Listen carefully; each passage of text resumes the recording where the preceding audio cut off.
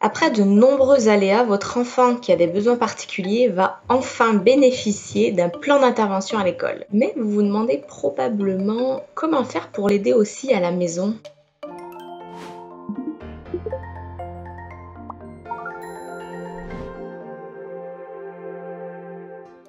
Je suis Marjolaine Masson, neuropsychologue à l'Institut des troubles d'apprentissage et aujourd'hui je vais vous expliquer comment adapter les mesures du plan d'intervention à la maison.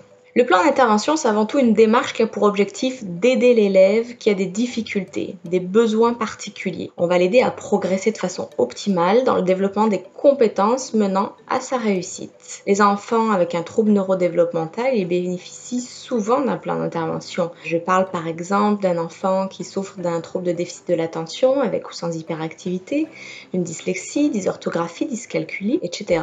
Comment je peux faire en tant que parent pour que mon enfant progresse de manière optimale dans ses apprentissages à la maison aussi? Comment je fais pour transférer les mesures à la maison? On va voir plusieurs exemples ensemble, mais il faut bien savoir que cette liste n'est pas exhaustive. Premièrement, si votre enfant a une place réservée en classe, eh bien installez son espace de travail à la maison près du vôtre aussi. Cela vous permettra de répondre à ces questions plus facilement, puis de rediriger son attention aussi plus rapidement. Deuxièmement, si votre enfant peut faire ses examens dans un autre local à l'école, proposez-lui un endroit de travail calme avec le moins de distractions possible. Évitez par exemple la table de la cuisine.